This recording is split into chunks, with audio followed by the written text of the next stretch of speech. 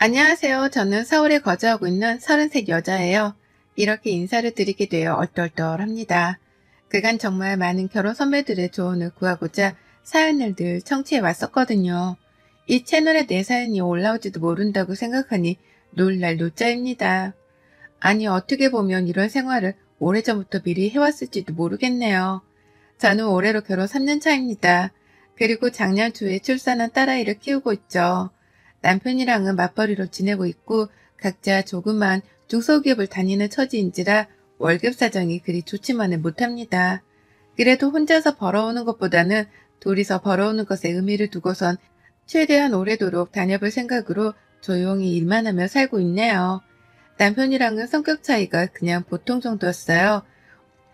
원수 같다고 느껴질 때가 많은데 그렇다고 이걸 트집 잡아서 이혼까지 하자니 애매하다 싶을 만한 정도였죠. 그러다 보니 평상시에 남편을 향한 화가 늘 잠재되어 있었음에도 불구하고 그걸 끄집어내서 싸우지 않는 이상 일상은 늘 똑같았습니다. 제가 주로 참는 편에 속했고 제가 참아내면 어느 정도 하루가 정상적으로 굴러갔으니까요. 서두르는 걸 좋아하는 남편은 함께 아이를 데리고 외출을 할 때에도 혼자서만 옷을 입고 혼자서만 신발까지 신고서는 어느샌가 혼자 현관까지 나가선 재촉을 하곤 했어요. 빨리 좀 나오라고 말이죠. 아이랑 같이 나가는 외출이니까 밖에서 아이에게 필요할까 싶어 챙길 물건들이 많았는데 남편은 그것들조차 빨리 챙겨 나오질 않는다며 화를 내더라고요. 도와주지도 않을 거면서 말입니다. 그런 일 때문에 몇 번 상처도 받고 기분 좋게 외출을 하려다가 현관 앞에서부터 기분이 잡쳐져 하루 종일 우울했던 날도 여럿 있었어요. 그렇게 외출을 하면 당연히 남편은 시작부터 화를 내게 만들었다며 제 탓을 시전하기 시작했답니다. 혼자 화해를 해보려 하다가 또 혼자 화를 냈다가 아주 지 마음대로 성질을 부렸다 참는 재주가 기가 막힌 놈이었죠. 옆에서 저는 그런 남편의 장단을 맞춰주다가 슬슬 지쳐가기 시작했고 말입니다. 저를 전혀 존중하는 것 같지도 않고 성질만 급해서 뭐가 좀 답답하거나 늦어지기라도 하면 기다렸다는 듯이 화를 내는 성격. 그거 정말 뜯어 고쳐주고 싶은 마음이 굴뚝 같았는데요. 아무리 노력하고 화를 내도 또 그러지 말라고 똑같이 행동을 해버려도 고쳐지지 않더라고요. 그래서 저도 나름 알아냈습니다. 남편의 성격이 왜 이 모양 이 꼬라지인가에 대해서 와이프로서 한참을 고민하고 지켜본 끝에 알아냈죠. 그건 바로 피주 때문이라는 걸 말입니다. 남편의 성격은 시아버지를 복불복 해놓은 것처럼 아주 똑같았어요. 성질을 아무 때나 부리고 성격만 급해서는 뭐든 빨리빨리 해야 하는 그 개떡같은 성격을 말입니다. 시아버지도 시댁에 가면 남편이랑 똑같은 행동을 해가면서 그 나이가 되도록 시어머니를 못 잡아먹어 안달이셨죠. 처음엔 며느리가 앞에 있는데도 불구하고 큰 소리로 시어머니를 부른다거나 자신이 화가 났다는 걸 고함을 치며 어필하려고 하는 시아버지의 행동에 소스라치게 놀랐었습니다. 뭐 저런 교양 따윈 밥 말아먹은 아저씨가 다 있나 싶었거든요. 아무리 며느리가 편하다고 할지라도 이제 막 결혼해서 들어온 새 식구인데 그런 식구 앞에서 기존의 식구들에게 소리치고 화내고 성질을 부리는 게 정상 같아 보이진 않았습니다. 문제가 많은 시아버지라는 걸 단박에 알아챌 수 있었죠. 그리고 그런 시아버지의 행동에 당하고 상처받던 시어머니가 조금은 애처롭게 보이기도 했었습니다. 평생 저런 남편 옆에서 소리나 질림당하며 살아오셨을 텐데 속이 정말 말이 아니겠구나 싶어 걱정이 되었거든요. 남편이 저한테 보이는 자잘한 성질 부림도 충분히 저한텐 상처를 줄 만한 것들이었는데요. 그보다 더한 성질을 부려가며 시어머니를 닥달해대는 시아버지를 보니 시어머니가 받으셨을 상처는 내 것보다 훨 클 것이라 짐작했습니다. 그래서 처음에 그런 어머님을 제가 보듬어 드려야겠다 싶었어요. 이왕이면 성격이 잘 맞을 것으로 보여지는 어머님이랑 둘이서 따로 자주 만나 조용히 힐링을 하는 시간도 갖고 서로의 남편으로부터 당하는 힘든 점들에 대해서 공유하고 공감을 하며 스트레스라도 풀고자 했습니다.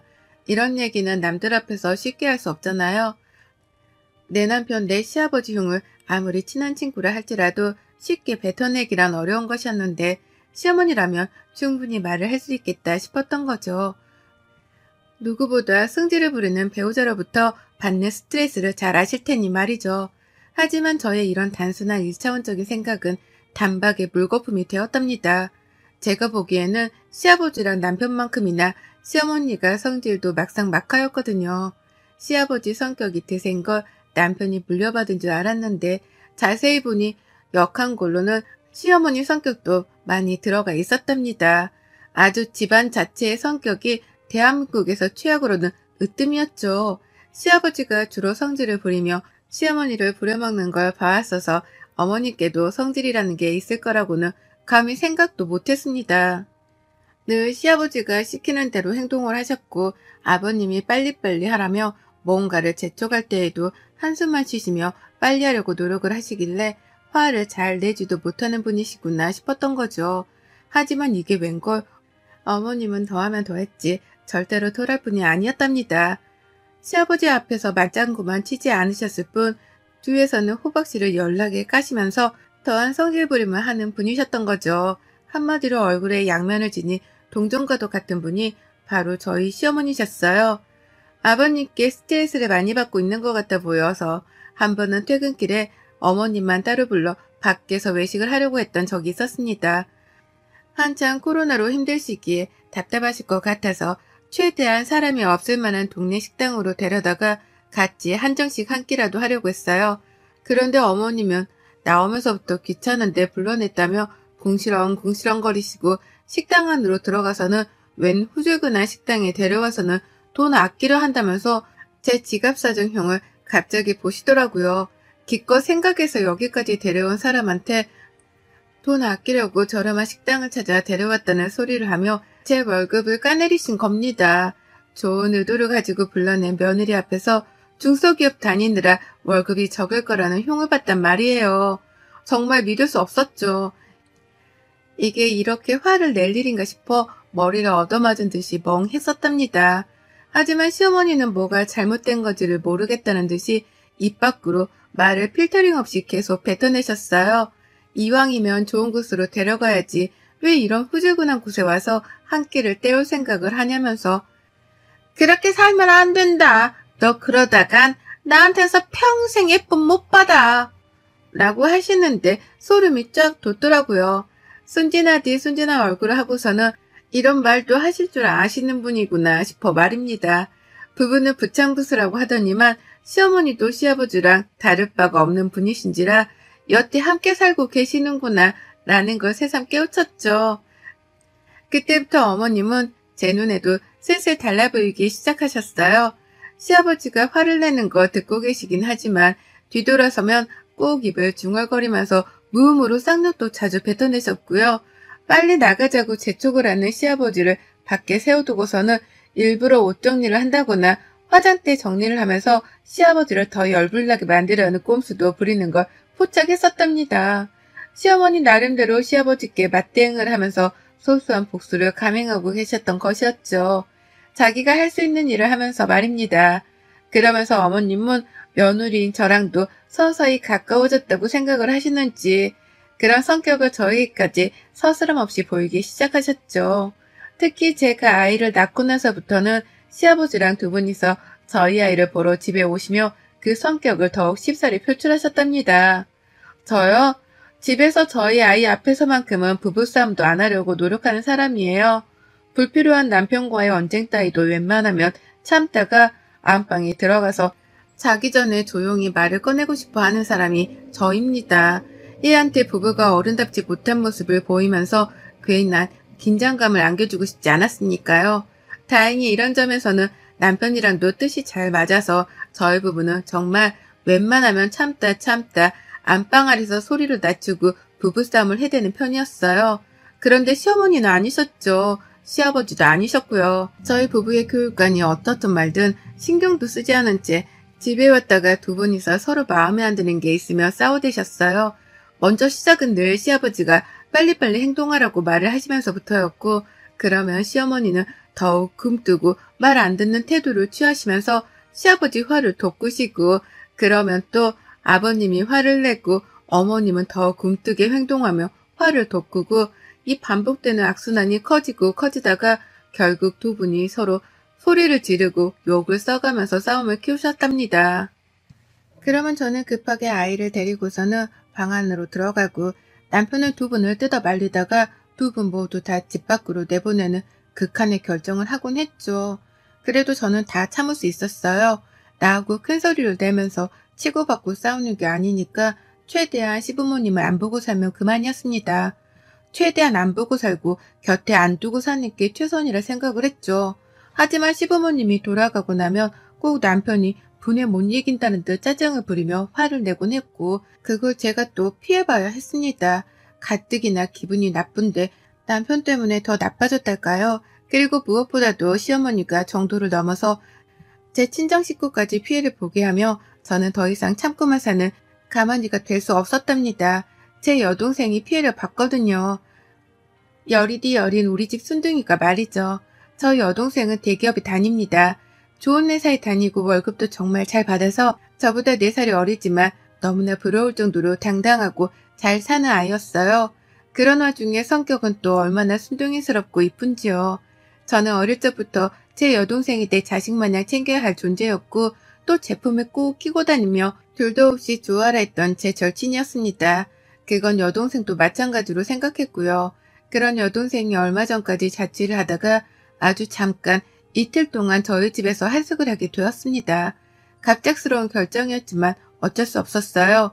여동생네 자취방에 위층에서 아래로 물이 새는 바람에 집을 뜯어고쳐야 했거든요.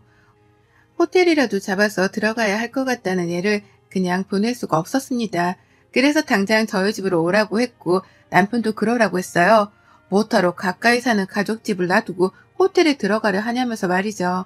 그렇게 여동생은 저희 집에 왔고 저희 부부를 포함해서 여동생까지 다 출퇴근하는 직장이었는지라 낮은 내내 집이 비어있다가 저녁이 되어서야 다 같이 다시 만나곤 했습니다. 아이는 어린이집에 보내놓았고요. 그런데 시어머니가 이 사실을 들으셨나 봐요. 그냥 남편이랑 통화를 하다가 처제가 집에 와 있다는 말을 전해 들으셨던 거죠. 그리고 시어머니는 이 문제를 가지고선 지나칠 정도로 껄끄러워 하셨습니다. 처제가 한 집에서 지내고 있다는 얘기를 듣고 무슨 더러운 생각을 하셨는지는 모르겠지만 굉장히 민감하게 반응을 하며 제게도 연락을 해오셨어요. 여동생이 집에 와 있는 게 사실이냐고 따져 물으시며 말이죠. 그리고는 사실이다 라고 대답하는 제 말에 마치 시아버지께 날리던 것처럼 무음으로 욕 같은 비슷한 말을 한숨처럼 쉬시더라고요. 정말 깜짝 놀랐습니다. 이게 이렇게 시어머니의 비유를 상하게 할 만한 일인 건가 싶어서 기분이 더러웠거든요. 그렇게 통화를 끊고 나서 하루 종일 일이 손에 잡히지도 않고 마음도 별로고 참 기분이 더러웠는데 집에 갔더니만 시어머니가 집에 와 계시더라고요. 남편은 아이를 데리고 온다고 퇴근이 좀 늦었고 제가 집에 도착했을 때에는 제 여동생이 시어머니랑 단둘이 얘기를 나누는 중이었습니다. 속이 딱 왔죠. 여동생이 무지하게 불편해하고 있다는 걸 말이죠. 얼마나 불편했음 소파에 앉아있는 시어머니를 마주보며 바닥에 앉아서 정체서로 있더라고요.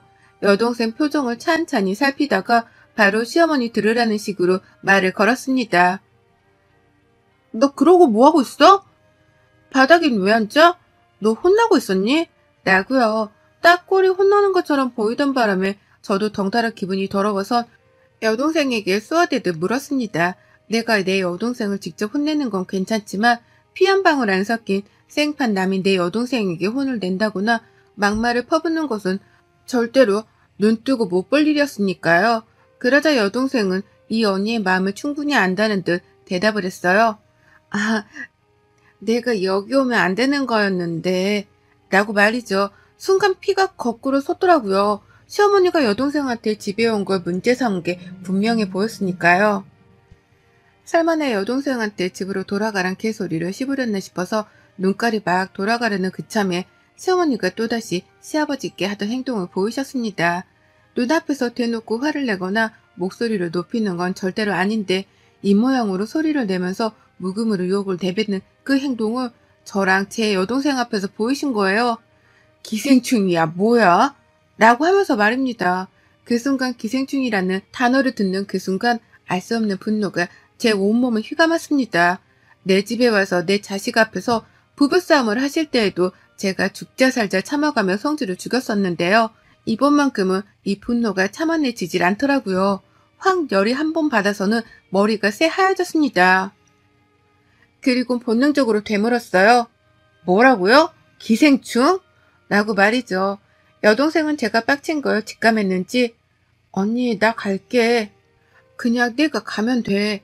라고 하면서 최대한 싸움을 말리려고 했습니다. 그게 최선이라고 생각을 한 거였죠. 하지만 전 아니었어요. 평생 시어머니라 부르면서 얼굴을 마주보고 살아야 하는 아줌마 입에서 내 여동생을 향해 기생충이라는 단어가 튀어나왔다는 걸 그냥 두고 보고 넘길 수 없었답니다.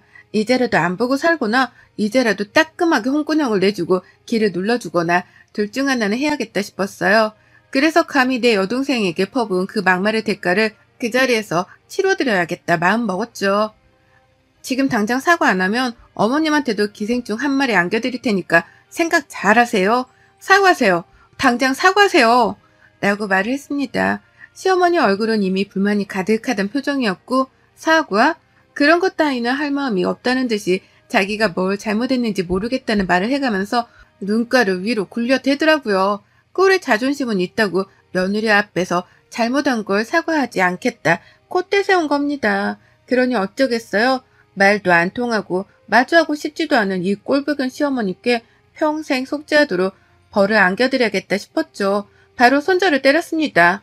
사과 안 하실 거죠? 안 하셔도 돼요. 근데 안 하실 거면 제 입에서 어머님 소리는 못 들을 각오는 하셔야죠. 나가세요. 당장 내 집에서 나가. 라고 막말을 뱉어버렸어요. 존댓말? 그딴 애입 따위는 차리고 싶지도 않았습니다. 당장 내 집에서 나가라며 제 여동생이 보는 앞에서 시어머니께 면박을 주면서 쫓아내버렸어요. 어머님은 남편한테서 듣던 호통을 며느리한테서까지 들었다는 게 열불이 났는지 환멸이 난다는 표정을 지으며 궁시렁대다 집을 나가버리셨고요. 그리고 전 그날까지도 남편 앞에서는 아무런 티를 내지 않았지만 여동생이 집수리를 마치고 자취방으로 돌아가자마자 기다렸다는 듯이 남편과 관계 정리를 했습니다. 네, 이혼을 하겠다고 선포를 했어요. 갑자기 이혼이 웬 말이냐면서 남편은 믿지도 않으려 하고 그러다 결국 체념하고서는 그러지 말라며 이혼 소리를 찢어버리며 절 붙잡더라고요. 본인이 직접 상황을 보지 못했기 때문에 이게 왜 이혼 사유가 되는지 이해가 안 된다는 말을 섞어가면서 말이죠. 하지만 전 남편이 제 마음을 이해해주길 애초부터 바라지도 않았기에 남편이 무슨 말을 하고 계속해서 이혼 소리를 들이밀었습니다. 새로 뽑아서 새로 들이밀게 반복하다가 결국 끈질긴 노력 끝에 도장을 받았죠. 그 와중에도 시어머니는 계속해서 남편에게 이간질을 하듯 전화를 하셔서는 며느리가 자신한테 소리를 질렀다는 말을 해가면서 본인이 받은 상처만 열심히 전하셨거든요. 하지만 남편은 그 당시 저랑 이혼을 한 해 만에 하는 문제로 골머리를 앓고 있던지라 시어머니가 무슨 투정을 부리던 간에 관심을 들이지 못했답니다. 결국 시어머니는 그 누구에게도 위로를 받지 못하셨고 저는 그런 시어머니께 쐐기를 박듯 남편과 이혼을 해버렸어요. 이혼 서류를 제출하던 날 저는 시댁을 찾아갔죠. 사과를 하러 온 줄 알았는지 저를 보고서도 어머님 고개는 빳빳하더라고요. 남편이 차마 시부모님께 이혼하게 되었다고 말을 못 전한 건지 아무도 저희 부부의 소식에 대해서 아는 게 없어 보였답니다. 그래서 저는 더욱 통쾌한 마음으로 먼저 말씀을 드렸어요. 이틀 뒤는 제 여동생한테 기생충이라고 하셨죠? 진짜 기생충이 뭔지 제대로 보여드릴까요? 어머님 옆에서 평생 기생하고 살 기생충 한 마리 곧 보내드리려니까 기다리고 계세요. 라고 말입니다. 뭔 말인지 이해를 할 수 없다는 듯이 어머님은 답답하던 표정과 함께 여전히 건방지다며 제 태도를 문제 삼고는 화를 내셨는데요. 전 그런 시어머니를 길잃은 강아지 마냥 바라보며 한심하단 듯이 고개를 절레거리다가 먼저 시댁을 나와버렸습니다. 어머님이 그냥 가는 거냐며 막 저를 불러 제끼셨는데 저는 그 부름을 싸그리 무시했어요. 들은 척도 안 한 채로 시댁을 나왔고 그날 어머님은 남편으로부터 저희 부부가 이혼을 한다는 소식을 마침내 전해 들으셨답니다. 제가 한 말이 계속 마음에 걸렸던지 남편한테 전화를 해서 무슨 일이 있는 거냐고 막 퍼부으셨던 모양이더라고요. 그러니 남편은 이혼한다는 말을 해버렸고 그 바람에 어머님도 상황 파악을 하신 거였죠. 며느리가 말한 그 기생충이 바로 자신의 나이 먹은 아들이란 사실을 말입니다. 다 큰 아들이 이제 와서 이혼을 하고 재산 분할을 한다며 집에서 쫓겨나 자기 집으로 도로 들어올 것이라 생각을 하셨던지 급하게 전화를 해오시더라고요.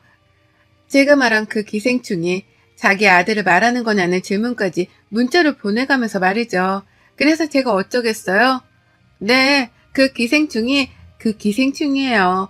라고 대답을 했더니만 펄쩍 뛰면서 또 난리 한바탕 하셨습니다. 자기 때문에 이혼을 하는 거냐면서 이제 와서 왜 그러냐고 모르는 척 대충 사과하고 넘기려 하는 거예요. 그래서 약이 올라 어머님 때문에 어머님 아들이랑 이혼해요. 제 여동생한테 기생충이라 하신 거 아직 사과 안 하셨죠? 저도 어머님 아들 기생충으로 보내드리는 것에 대해서 사과할 생각은 없으니까 어디 한번 옆에 끼고 잘 키워보세요. 어머님 기생충 곧 어머님 댁으로 들어갑니다. 라고 말씀드리고 전화를 끊었네요. 남편이랑은 합의 따위는 없다며 바로 재산분할도 들어갔고 꼴랑 몇백씩 벌어오는 직장인들이었지만 가지고 있던 전세금이라 그간 모아둔 생활금까지도 싹 다 분할을 해버렸습니다. 제가 아이를 키우는 조건으로 혹시나 싶어서 양육비 소송을 걸 준비를 하자 남편은 왜 이 문제를 소송까지 가려 하냐면서 벌벌 기며 양육비를 주겠다고 자진해서 합의를 해오기 시작했어요. 시작은 비록 시어머니의 막말 한마디 때문이었지만 어떻게 보면 결국 저희 부부는 이혼을 할 팔자였던 것 같습니다. 원체 서로 맞지도 않고 또 시어머니의 시아버지까지 성격이 하도 별나서 제가 받던 스트레스가 이미 한도를 초과했거든요. 이왕 이렇게 된 거 저는 기생충이라는 말을 듣기까지 한 제 여동생한테 사과를 하며 혼자서라도 스트레스를 덜 받고 살아볼까 해요. 이왕이면 성격 별난 사람들 옆에서 멀리 떨어져서는 온순하게 제 성격대로 살아보고자 최선을 다할 겁니다. 그간 정말 드세고 급한 성격의 시댁 것들 때문에 별별 눈치를 다 보고 살았는데 이제서야 숨통이 트입니다. 이 시원한 기분을 그대로 사연에 담았는데 구독자님들도 똑같이 느껴주셨으면 좋겠네요. 혼자서 키울 아이를 생각하면 막막하지만 그 어느 때보다 주변 사람들의 응원을 받아가며 힘차게 새 출발을 준비하고 있습니다. 그 기운 담아서 좋은 일만 가득했으면 좋겠어요. 여러분의 생각은 댓글로 남겨주세요. 오늘도 시청해 주셔서 정말 감사합니다.